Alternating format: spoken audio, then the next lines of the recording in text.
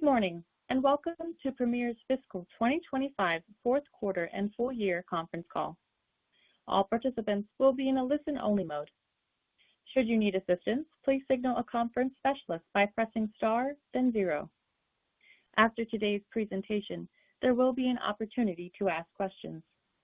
To ask a question, you may press star, then one on a touch-tone phone. To withdraw your question, please press star, then two. Please note this event is being recorded. I would now like to turn the conference over to Ben Krasinski, Senior Director, Investor Relations. Please go ahead. Thank you, and welcome to Premier's Fiscal 2025 Fourth Quarter and Full Year Conference Call. Our speakers this morning are Mike Alkire, Premier's President and CEO, and Glenn Coleman, our Chief Administrative and Financial Officer. Before we get started, I want to remind everyone that our earnings release and the supplemental presentation accompanying this call are available in the Investors section of our website at investors.premierinc.com.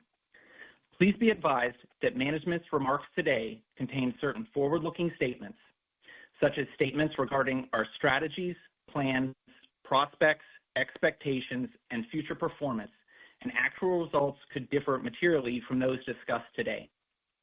These forward-looking statements speak as of today, and we undertake no obligation to update them. Factors that might affect future results are discussed in our filings with the SEC, including our fiscal 2025 Form 10-K, which we expect to file soon. We encourage you to review the detailed forward-looking statement and risk factor disclosures in these reports. Also, during this presentation, we will refer to adjusted and other non-GAAP financial measures, including free cash flow, to evaluate our business. Information on why we use these measures, in addition to GAAP financial measures, and reconciliations of these measures to our GAAP financial measures, are included in our earnings release and in the appendix of the supplemental presentation accompanying this call. Information on our non-GAAP financial measures will also be included in our fiscal 2025 Form 10-K and our earnings Form 8-K, both of which we expect to file soon.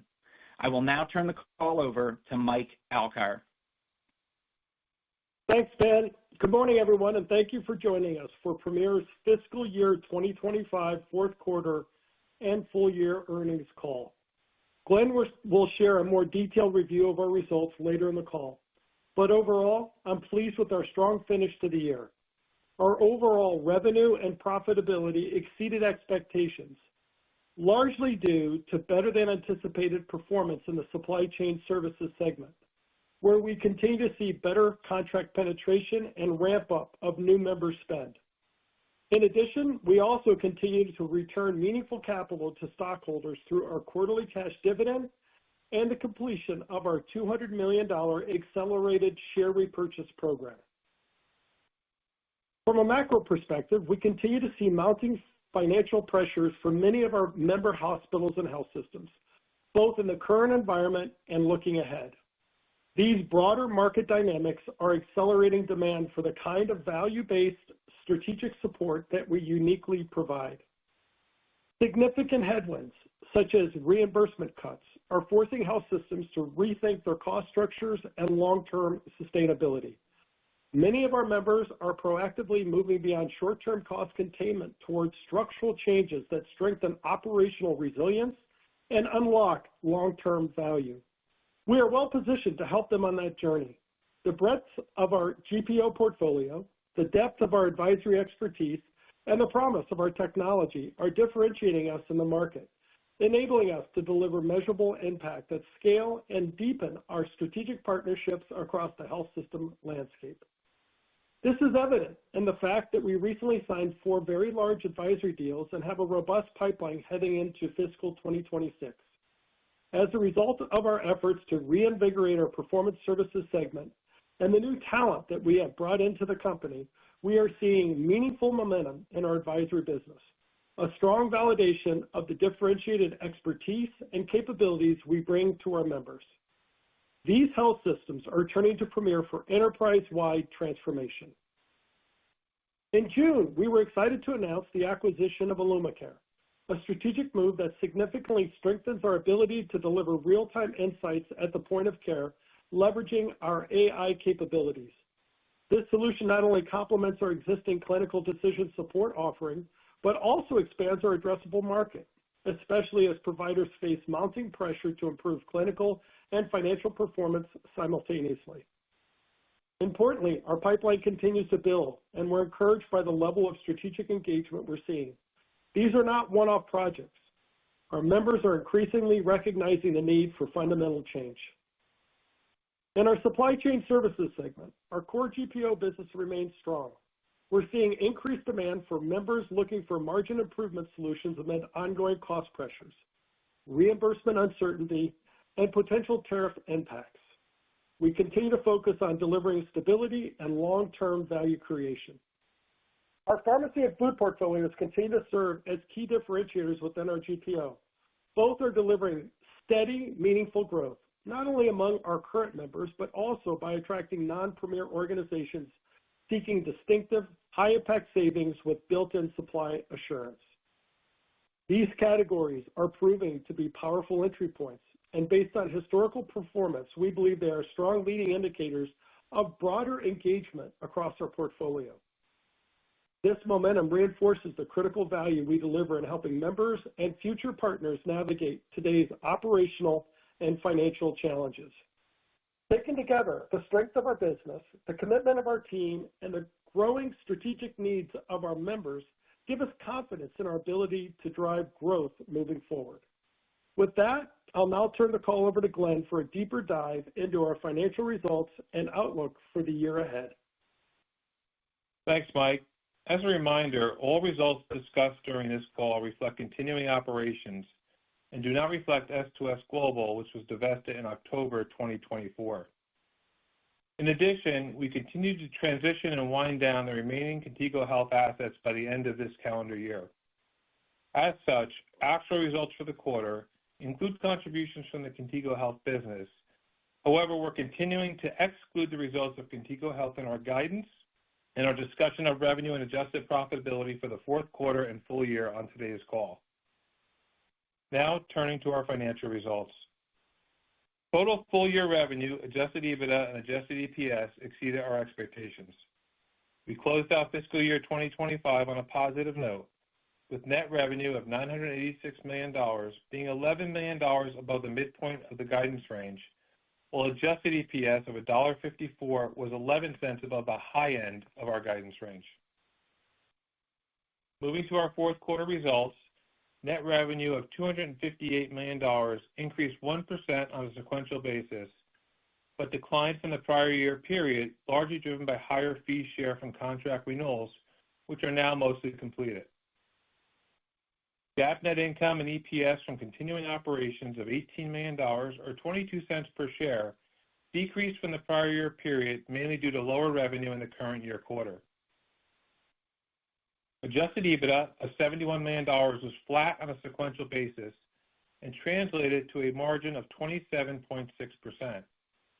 This was better than expected as the revenue outperformance in supply chain services had high margin flow through to profitability. Adjusted EPS of 46 cents was well ahead of our expectations due to better than expected revenue in our supply chain services segment and a lower share count. In mid-August, we completed our $200 million accelerated share repurchase program, bringing the total amount of common stock repurchased to $800 million under our $1 billion authorization, which expired on June 30th. Turning to segment results, supply chain services continued to perform above expectations despite the increase in the aggregate blended fee share in the quarter.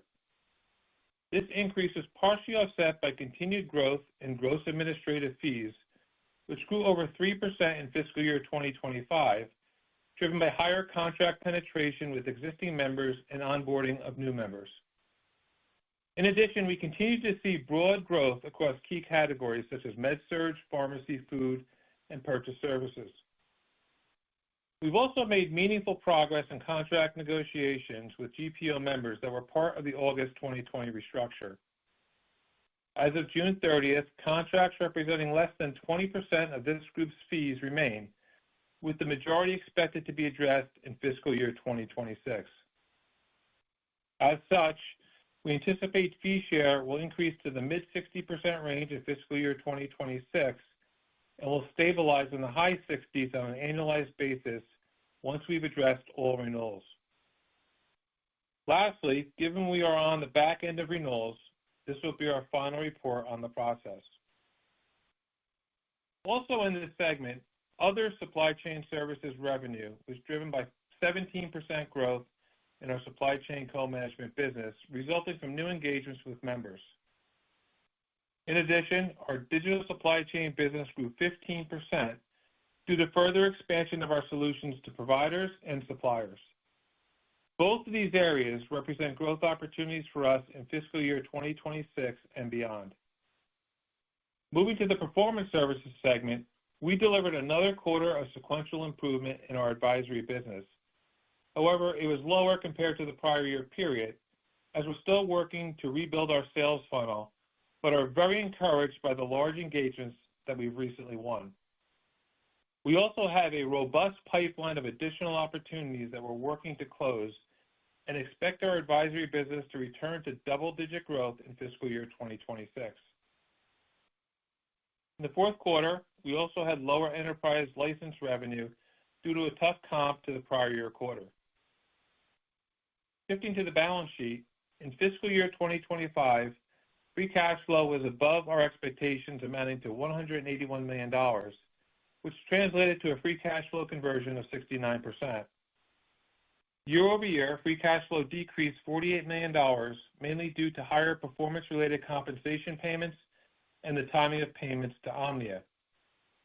These were partially offset by cash received from the derivative lawsuit settlement and a dividend distribution from one of our minority investments in the current year.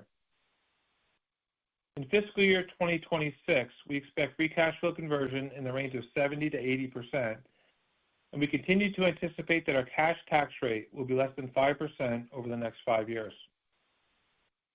Cash and cash equivalents totaled $84 million as of June 30th, and we ended the quarter with an outstanding balance of $280 million on our credit facility. With respect to capital deployment, we continue to remain disciplined and focused on taking a balanced approach. As I mentioned earlier, we recently completed the $200 million accelerated share repurchase program. In fiscal year 2025, our quarterly dividends totaled $77 million and represented a nearly 4% dividend yield. Going forward, our priority on capital deployment will be driving revenue growth through organic investments, as well as potential tuck-in acquisitions to further enhance our core offerings in the marketplace. As Mike mentioned earlier, we recently acquired IllumiCare to further expand our clinical decision support capabilities. Lastly, we made the final payment associated with the termination of the tax receivable agreement in connection with our August 2020 restructure. These payments have been approximately $100 million per year, and beginning July 1st, 2025, they no longer negatively impact our free cash flow, providing us more capacity to support our long-term growth plans. Let me now turn to our outlook. At a high level, I would generally characterize fiscal year 2026 as a year of expected stabilization and transition as we finalize the GPO contract renewal process. As such, we expect to return to positive growth for total net revenue, adjusted EBITDA, and adjusted EPS in fiscal year 2027. With that said, our fiscal year 2026 guidance ranges are as follows. Total net revenue of $940 million to $1 billion. Our segment guidance assumed in this range is supply chain services revenue of $590 to $620 million and performance services revenue of $350 to $380 million. We also expect adjusted EBITDA to be in the range of $230 to $245 million and adjusted EPS of $1.33 to $1.43. In terms of operating expense, we took meaningful steps to reduce our expenses by $40 million on an annual run rate basis in the fourth quarter, which is expected to result in a slight year-over-year reduction in fiscal year 2026 operating expenses, despite reinvesting some of these savings back into faster-growing areas of our business. In terms of our quarterly cadence, we expect lower revenue and profitability in the first half of the year, mainly due to the ramp-up of headcount to support the recent success of our advisory business. Importantly, we anticipate this impact will be transitory and that margins will improve as we begin to recognize the associated revenue later in the year. Although we don't typically provide quarterly guidance given this dynamic, we're providing the following guidance for Q1. Total net revenue of between $230 and $245 million, adjusted EBITDA of $45 to $50 million, and adjusted EPS of 27 cents to 32 cents. In summary, we finished the year on a positive note as overall revenue and profitability exceeded our expectations for the year. This provides us momentum heading into fiscal year 2026. Second, supply chain services continue to perform better than expected, and we're on the back end of the contract renewals for GPO members. We also continue to execute our plan to reinvigorate performance services with significant contract wins and advisory services and are building a robust pipeline of future opportunities. Third, we expect an inflection back to growth in key consolidated financial metrics in fiscal year 2027. In closing, we have a flexible balance sheet and meaningful cash flow that provide us with the ability to continue to grow our business and return value to stockholders. We appreciate your time today and will now open the call for questions. We will now begin the question and answer session. To ask a question, you may press star, then 1 on your touch-tone phone. If you are using a speakerphone, please pick up your handset before pressing the keys. If at any time your question has been addressed and you would like to withdraw your question, please press star, then 2. At this time, we will pause momentarily to assemble our roster.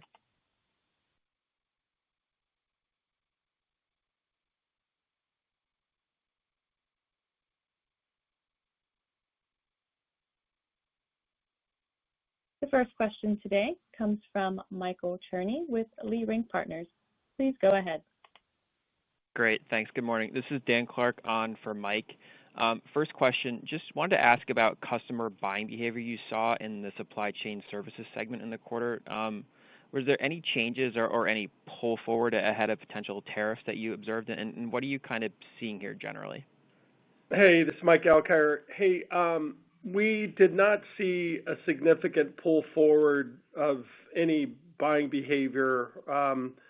In certain areas, you might have seen some increases, but that was primarily due to some regional issues and things like that, but nothing significant due to the tariffs. Great. And then just a second question on the momentum in the advisory business. Can you just talk about a little more, what's driving that? How much of it is execution on your end, the collection of kind of the services that you offer, and how much of it is just sort of market driven?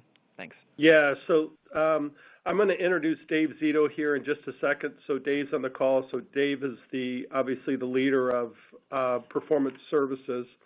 But let me just start by saying, I think the number one thing that's driving it is obviously we've hired Dave, and Dave's got a long history of a lot of success in advisory.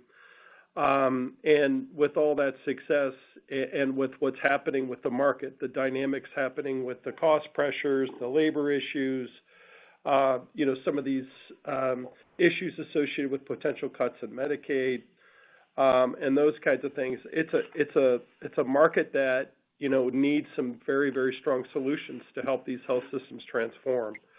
So, the market's there. We've got a strong team led by Dave, and these guys have recently signed 4 very large deals. But with that, Dave, I'll turn it over to you for some color. Oh, thank you. I would just echo Mike's comments. I think it's one is market for sure. I think people are concerned about the impacts of the one big beautiful bill from a Medicaid perspective on both top and bottom line, so they're trying to prepare for that. And secondly, I think we have the right capabilities, breadth and depth of resources, the technology enablement that Premier's invested in over time is a differentiator. And probably most importantly is that Premier is a trusted brand in the market in terms of delivering results for customers. So they look to us. They trust that we'll help them, address their concerns. So I think it's a combination of all those things that's allowing us to be successful. Thank you. The next question comes from Eric Percher with Nephron Research. Please go ahead. Thank you. It's good to hear the progress on the admin fee renewal now being below 20% for that August 20 group. Given that you said it's a final report you'd like to give here, can you provide us with a bit of color on the cadence over the year as you get to the stabilization level in the high 60s? Is it fair to expect that we may see more of that in the first half of the year versus second half? And then also, can you tell us what the underlying admin fee share growth assumption is for fiscal year 26? Yeah, Eric, this is Glenn. Thanks for the questions. Before I get into that, I just first want to highlight the outstanding quarter we had in supply chain services. We actually beat our guidance midpoint by about $21 million on the top line, and that drove a significant beat on both our EBITDA and EPS. So we were very pleased overall with how we ended up the year with supply chain services, which was pretty consistent throughout the year. If I look at the components of our fee share, our gross administrative fees grew about 3% on a full year basis. We saw growth year over year in all 4 quarters, with the largest being in the fourth quarter. And we also saw growth in both acute and non-acute. So the growth we're seeing across our portfolio, food, pharmacy, med-surg, acute, non-acute, very broad-based growth. And we're expecting that to continue heading into fiscal year 2026. So I would say on the GAF side, with the increase we're seeing in contract penetration, more uptake on our Surpass contracts, we're expecting that 3% number to go up in 2026. So think of that as a 4% type number.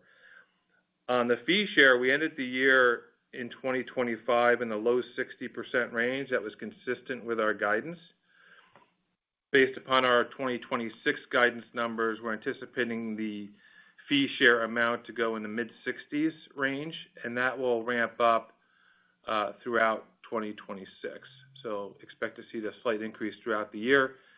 And then by the end of 2026, we should be essentially complete with all of the 2020 restructured contracts. There may be a couple still out there, but we're now on the back end of this. We're going to be done for the majority of these contracts by the end of 26, and that's why we're no longer going to give specific numbers on our fee share percentages moving forward. If anything changes in a significant way, obviously we would call that out. But hopefully that gives you enough color to give you a sense about where we're at. Yeah, that's helpful. I think where I'm trying to get is the segment EBITDA levels. Based on what you stated, it appears that PS will be down. I think you just gave us why. But we should assume the pull-through on the admin fee in supply chain looks similar to what we saw this quarter as we're modeling next year. Is that fair? Well, again, we're not going to give specific segment guidance for EBITDA. I would just directionally tell you I'm expecting to see a nice EBITDA margin expansion in our performance services business. That's largely driven by the fact that advisory services is expected to ramp. We talked about the meaningful contracts that we've won recently. There's 4 of them. We've got a robust pipeline of additional opportunities. So even with some of our software business declining in 2026, we're expecting EBITDA margin expansion because of better productivity largely coming from our advisory business. So I'm really excited about that turnaround. On the supply chain services side, we would expect to see a decline in our EBITDA margins because we're not through the fee share resets yet. So even with the GAF growth I talked about, overall, I'm expecting our EBITDA margins to go down in supply chain services. And then obviously, as we get to 2027, we would expect the overall business to show an improvement. And I think for the first time now, we've got good line of sight to say we feel good we're going to be growing across all of our key financial metrics in 2027. Thanks for that. Thank you, Eric. The next question comes from Eric Coldwell with Baird. Please go ahead. Thanks very much, and good morning. I was hoping you could help us with sizing on IllumiCare in terms of both revenue and EBITDA profile. And then secondarily, I know you're guiding fiscal 26 without Contigo, but could you let us know what you're thinking results might look like if we continue to model that from what's left on revenue and EBITDA? Sure, but let me start real quick on IllumiCare because I want to make sure everybody understands the asset that we've acquired.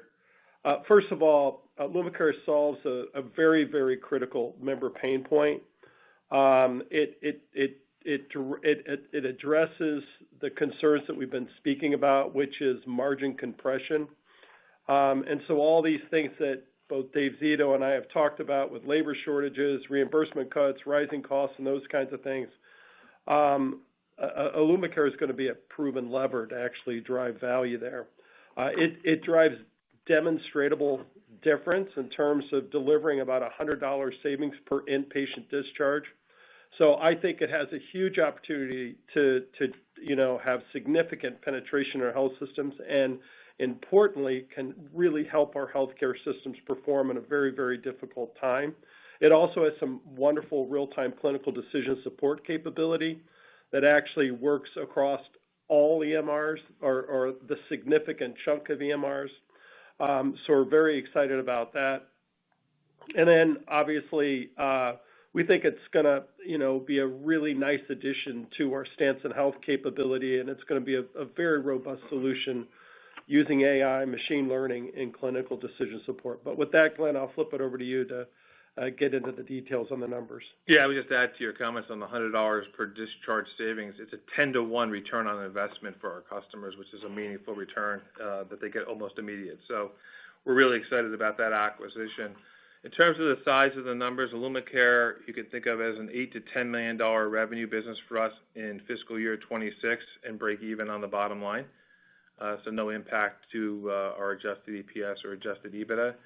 And obviously, we're expecting this to be one of the growth engines for us going forward as it integrates with our Stanson business. So between the clinical decision support and financial decision support now, we have a really nice synergistic business that we're expecting to generate double-digit growth moving forward. As it relates to Contigo Health, I would just say we're winding that business down.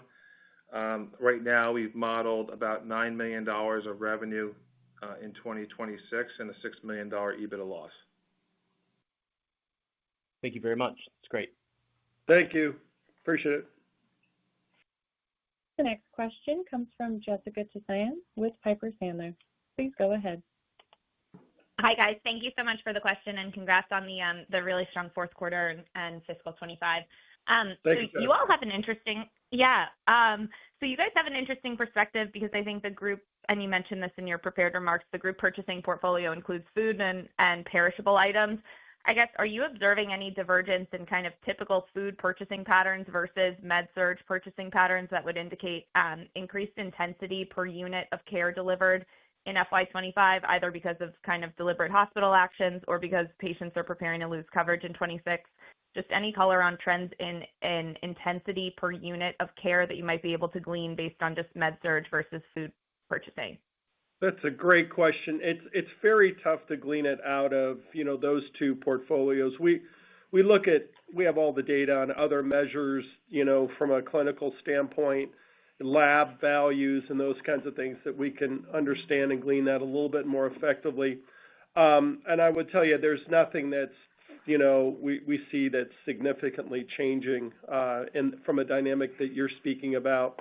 From a food standpoint, as just a quick reminder, our food program is truly differentiated in the industry. We use it as sort of a pointy end of the spear in terms of getting access into accounts that might not be premier accounts. So you heard me talk a little bit about that in those opening remarks.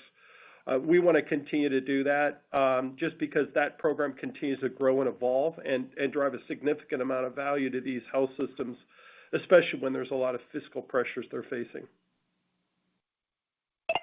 Got it. That's helpful. And then just my second question is how big is the advisory business within, and apologies if I missed this, how big is advisory within performance services? And then I think you mentioned that business is expected to grow double digits in FY26. Do those 4 big contracts get you there, or just how much visibility do you have into that double-digit growth? Thanks again. Yeah, thanks for the question. We don't break out advisory in performance services, but I'll just give you a rough sizing. It's about $50 to $100 million. And, I talked about double-digit growth. I would say we're expecting the growth to be above 25% in fiscal year 26. A lot of these contracts, keep in mind, are multi-year contracts, so we will recognize that revenue over, in many cases, 18 to 24 months. But I'm expecting at least 25% growth coming from advisory, largely coming from these 4 deals. If we get more deals closed, it could even be greater upside to our numbers. But right now, we feel very confident given what we've closed, and obviously we got to execute on these deals to get that revenue. But really nice turnaround in our advisory business, and it's not going to be a one-time blip. We're really creating a sustainable long-term business that we expect to grow meaningfully over the next 5 years. Thank you, Jess. The next question comes from Kevin Caliendo with UBS. Please go ahead. Thanks for taking my question. Glenn, on the free cash flow guidance, appreciate the color on that. It's always helpful. I'm just wondering how the TRA plays into that. Like, is that included in the free cash flow conversion, or should we think about the TRA as incremental for fiscal 26 free cash flow? It's included in our free cash flow guidance. Overall, our free cash flows, if you look at the numbers year to year, are pretty flat. So there's a couple dynamics in place here. Number one, we've got the positive $100 million TRA benefit, but there was a couple of items in fiscal year 25 that helped us as well. That's one-time in nature. So the derivative lawsuit that I mentioned, along with this minority investment dividend that received, pretty much offset that year over year. So that's why you don't see the big pop in free cash flow. But going forward, we expect now not to have this $100 million headwind, which is a big positive for us. Got it. And I know you guys said there wasn't any forward buying around tariffs and the like, but was there any activity, services activity, other activity that you found because of the fear of tariffs and the changes that were taking place that were a benefit or continuing to be a benefit? Like how should we think about, because it obviously occupied a ton of our mental well-being, but I'm just wondering how customers behaved, and if that's continued or carried momentum, or if it was a benefit in fiscal 25 that wouldn't be a benefit in fiscal 26. Yeah, it's a little bit. I would characterize it as more, a focus on like the psyche of what's happening. So obviously tariffs are incredibly dynamic, as you are well aware, and everybody on the call is well aware. As we've said in the past, our tariffs are firm for the term. Our contracts are firm for the term. So that means that, for the most part, there's not necessarily going to be significant impacts from tariffs. We have this member-led contracting process, as we have spoken about in the past. So this, when we talk about this, that doesn't mean that suppliers aren't coming and saying, hey, we've got issues with tariffs, we might want, some price increase, those kinds of things. But the member-led contracting process is really what dictates whether or not we decide to have a tariff or not. And I think that comes down to, obviously, if we have a healthy market, if there's multiple suppliers in a market and, many of them are not asking for tariff relief or any of that stuff, obviously, then the tariffs are going to have a de minimis impact on the business. So I will just say that so far, things are pretty stable as it relates to tariffs. That does not mean there's not a lot of work that's actually happening in concert with our suppliers, in concert with our members, to minimize the impacts of these tariffs. So there is a lot of work happening under the, under the water level, if you will. But, so far, the teams are working through these without having a significant impact on the healthcare systems. Fantastic. Thanks so much, guys. Thank you. The next question comes from Alan Lutz with Bank of America. Please go ahead. Good morning, and thanks for taking the questions. Glenn, you mentioned that you expect to return to revenue and EBITDA growth in fiscal 27, and then you talked about the increasing contract penetration and maybe a stabilization of revenue sharebacks. What is embedded or what needs to happen in fiscal 27 for revenue and EBITDA to increase? Can you just provide some high-level framing of what utilization has to do, revenue sharebacks? Just any high-level thoughts would be helpful. Thanks. Yeah, sure. I'll give you a couple of points on why we're confident in the recovery to growth in 27. So I think first and foremost, when we look at our enterprise license agreements and our software deals, we have a bit of a trough here in 26. We have fewer renewals coming due just based upon timing. That's going to pick up in 2027. And so we're expecting an increase in our software business starting in 2027. Advisory, as we talked about, is going to continue to ramp into fiscal year 27. And I think we're expecting to see some good double-digit growth coming from the synergies of our clinical decision support business and IllumiCare. So those are areas, I would say, of growth that will continue to help us moving forward. On the supply chain services side, the SCAF growth should continue. We're seeing great momentum in our food and pharmacy portfolios. So, 3% this year. We're expecting faster growth in 26. That should continue into 2027. So there's good momentum on our gross administrative fees. Both our digital supply chain and co-management business are growing double digits. That should continue as we go into 2027. And then most importantly, we're going to have lower fee share headwinds, right? We'll be through the 2026 negotiations, and those headwinds, and it'll still probably be a slight headwind in 27, will be much less than what we've seen in 2025 and 2026. So those are the key items. And as we look at our plans for 2027, now we're saying, we expect to see a rebound back to growth across all of our key financial metrics. Thanks for the question. That's helpful. Thank you for that. And then you mentioned last quarter you were expecting a client termination payment in 4Q. Did that take place, and is there any way to size that? Thank you. Yeah, so it did take place. We received the cash as well, and the sizing was previously given several quarters ago as part of our guidance increase for supply chain services. Back at that point in time, I believe we raised our guidance by $15 million, and it was one of the components of the $15 million raise. So that just gives you a general idea about what that could be, but there's other areas as well. But it was consistent with our expectations, and that was all booked and cash received in Q4. Great. Thanks, Glenn. Thank you. Thank you, Alan. The next question comes from Richard Close with Canaccord Genuity. Please go ahead. Yeah, thanks for the questions. A lot of the questions I had on advisory were asked, but I'm curious, just the magnitude of the headcount additions. Can you give any color there? And just curious how long those people take to ramp up to being productive. Yeah, I'll start here, and Dave Zito, I think you're still on. If you can maybe add some color. I think first and foremost, the reason why we're winning is the deep subject matter expertise we're building in our advisory business, along with our tech enablement. And we've ramped resources. We've pretty much added roughly 10 senior leaders across our business. We've got more people we're going to be adding here based upon the support needed for these advisory wins and what we're seeing in the funnel.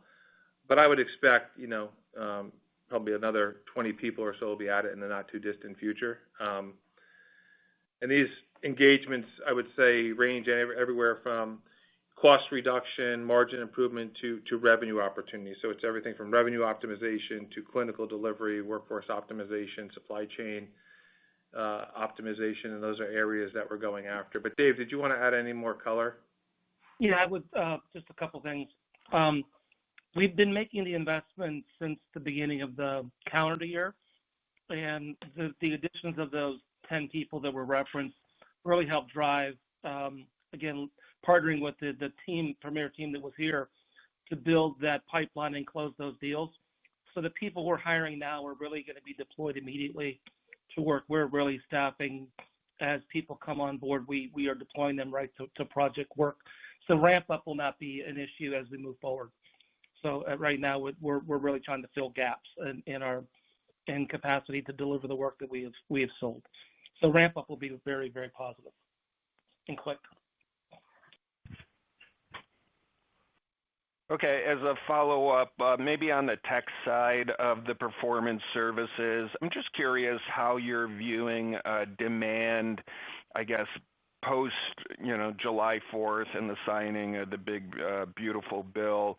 I'm just curious with respect to maybe the SaaS offerings and then enterprise. I know you said there's not going to be many renewals here in fiscal 26 on the enterprise license, but just any changes in demand since July 4th or anything you can provide would be helpful. Yeah, a couple of thoughts on that. And then again, Dave Zito, if you'd like to add in, please do. So in general, I will tell you there's still a lot of interest in our clinical decision support capabilities. So think of things around prior authorization, clinical coding and documentation, those kinds of things. So, because of the investments we've made, with Stanson and the additional capital outlay, those technologies are still having getting phenomenal interest in the market. And so just as a quick reminder, AI-enabled machine learning, natural language processing, it's in a very efficient way to help these health systems with prior authorization and coding and documentation. I think Dave and team are looking to continue to expand those capabilities, given the success they've had so far. But I sense that there's a significant, interest in a lot of that activity, just because of the dynamics of the market with some of the slow pay stuff coming from payers and those kinds of things. And our capabilities really help offset that. Secondarily, I will say that what's unique about Premier is that not only can we work with our health systems and benchmark their performance and have them understand how they're performing, but we've got this fantastic ability with advisory to drive, significant change for those health systems. And then we can use this technology really to sort of codify or leave as an artifact, within the record, within the workflow, all the change that we've driven. So it's very, very unique, some of the things that we can do to help, drive performance improvement for these health systems. Dave, not sure if you have any other builds. I would just I'd echo the last thing you said. I mean, basically, if you look at the way we've developed and deployed technology is to drive performance improvement. So we view the tools, and I think as customers need to improve performance, they're looking for, and we're deploying technology that will enable change as well as change. So it's actually a driver of demand, not the current environment is a driver of demand, not a deterrent. And as long as we can demonstrate how our tech drives and supports, enables change, I think that our demand will increase. Thank you, Dave. Thank you. Thank you, Richard. The next question comes from Eric Coldwell with Baird. Please go ahead. Hey, thanks so much. Your good answers to my first questions enticed me to get back on and ask some more. So on the advisory deals, would we be thinking about something in the ballpark of $5 million a year on average as a typical sizing for what you would consider a large deal? And then higher than that. Higher than that. Okay. Yeah. So the 25% growth in advisory off of 50 to 100 million, the reason you're that makes sense. So other areas of the business may be a bit weaker, so these are bigger deals that help offset challenges elsewhere, it sounds. Correct. And just to be clear to the point, so we are expecting our enterprise license deals to be down in 2026 because of fewer renewals. Advisory is helping to offset that. And based upon the midpoint of our guidance for performance services as a total segment, we are expecting to grow in fiscal year 2026, but it's driven by the advisory deals, yes. Okay, that's helpful. And then are there rev rec or profit triggers in these deals that we should be aware of, such as performance or milestone-based items or true-ups at the end of a fiscal year or a calendar year? Is there anything of that nature, or is the billing and performance, profit performance fairly ratable throughout the engagement? No, there are milestones in these deals, and it's one of the reasons why the revenue recognition, at least for fiscal year 26, will be more back-end loaded, because we have to ramp the resources, and as we hit the milestones, which will be later this year, we'll start to recognize the revenue. So that's one of the dynamics about why Q1 is going to be a lower quarter than, the second half of the year. If I might, just one or two quick ones. So I'd really like to hear what you're doing. Could you give us some anecdotes of a unique advisory contract? And quite frankly, I've always struggled a bit with, the difference between advisory and consulting. So maybe you could help parse out the nuance there between what, maybe to a less informed person like myself, what is the difference between a consulting engagement and an advisory engagement? So, and Dave, I'm going to ask you to join in here in just a second. I think people use those terms interchangeably. When we talk about advisory, though, in the broader scope, Glenn hit this. It's about revenue optimization, clinical delivery, it's workflow, workforce, and productivity, and those kinds of things, and then obviously all things supply chain. But Dave Zito, any builds? No, I would answering the second part first. I would say consulting and advisory are the same. They're interchangeable in my mind. These are traditional consulting, and their performance improvement. Clients have large. They estimate what they need to, how they need to improve their performance. They break it into categories, whether it's workforce or supplies or clinical or revenue cycle or strategic growth. And then we develop strategies to achieve those, help them achieve their expectations and goals. And we deploy resources to partner with them to drive that change. So they're very comprehensive in nature as they try to transform their business and modify their cost structure to perform in a new revenue world. So it's really a strategic and operational transformation of their business. Thanks, Dave. That's helpful. Last one, we didn't seem to get any updates on the life sciences or pharma support businesses this quarter. Just curious what you're seeing on that front. Yeah, I think overall that business is performing as we had expected. It was not a key driver of our results in the quarter, and so that's why we haven't called it out. But there's lots of exciting growth opportunities in terms of how we leverage our data and sell into life sciences companies, and that's a plan for us moving forward. We do expect that business to be one of the areas of growth for us in 2026 and beyond. Thanks again. Appreciate it. Thank you. This concludes our question and answer session and Premier's fiscal 2025 fourth quarter and full year conference call. Thank you for attending today's presentation. You may now disconnect.